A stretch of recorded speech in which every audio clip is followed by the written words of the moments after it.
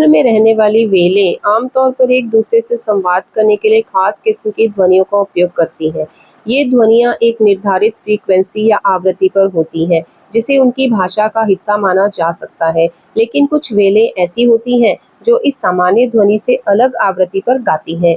इन्हें गलत नोट में गाने वाली व्हेल कहा जाता है। सबसे प्रसिद्ध उदाहरण 52 हर्ट्ज व्हेल है, जिसे पहली बार 1980 के दशक में अमेरिकी नौसेना द्वारा रिकॉर्ड किया गया था।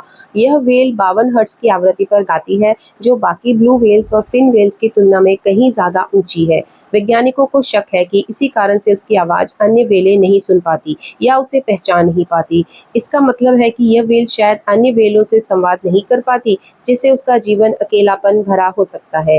हालांकि ये पूरी तरह से स्पष्ट नहीं है कि ऐसी व्हेलें वास्तव में अकेली होती हैं या सिर्फ हमें ऐसा लगता है, क्योंकि हम उनकी बातचीत को ठीक से समझ नहीं पाते। समुद्र में ध्वनि विज्ञान के क्षेत्र में अभी भी कई सवाल अनुत्तरित हैं, लेकिन इतना तय है कि गलत नोट में गाने वाली व्हेलों की आवाज़ बाकी झुंड से अलग होती है और इस असामान्यता के कारण उनका सामाजिक संपर्क बाधित हो सकता है।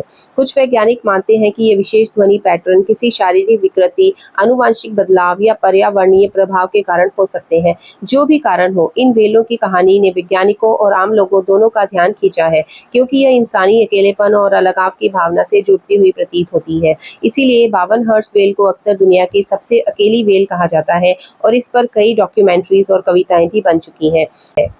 यद्यपि यह एक वैज्ञानिक विषय है, लेकिन यह एक भावनात्मक पहलू भी उठाता है। एक जीव जो पुकारता है लेकिन कोई जवाब नहीं देता, यह सोचने पर मजबूर करता है कि क्या हमारे आसपास कितने ऐसे जीव हैं जो हमारे जैसा महसूस करते हैं, लेकिन हम उनकी आवाज़ें नहीं समझ पाते।